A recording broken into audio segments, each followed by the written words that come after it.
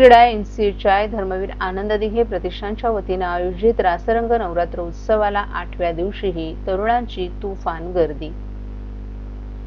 ठाणे शहरातील सर्वात मोठ्या रासरंग 2025 नवरात्र उत्सवाला काल 8व्या दिवशीही तरुणांची गर्दी उसळली होती। 22 सप्टेंबर रोजी मोठ्या जल्लोषात या उत्सवाला सुरुवात झाली।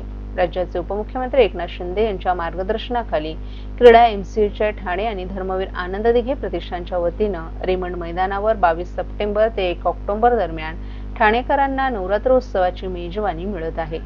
नवरात्रोत्सवाच्या रासरंग या 10 दिवस चालणाऱ्या कार्यक्रमात प्रसिद्ध सेलिब्रिटी गायक श्रीराम अय्यर, तालवादक मेहुल गंगर, गायक अंबर देसाई, कविता राम, तेजदान गढवी, शीतल बारोट यांची रंगतदार मैफल गरीब गरबा रसिकांना उत्सवात अनुभवता येत आहे।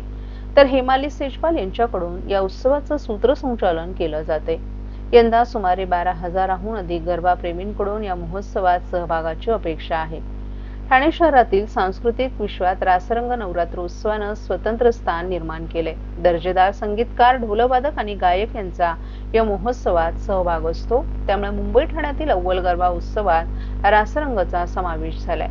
एमसीएच्या ठाणे क्रीडाचे अध्यक्ष सचिन मिराणी, माजी अध्यक्ष जितेंद्र मेहता तसंच माजी अध्यक्ष अजय अशर यांच्या आणि इतर पदाधिकारी सहकाऱ्यांच्या प्रमुख उपस्थितीत हा कार्यक्रम अधिकाधिक रंगतदार होत आहे।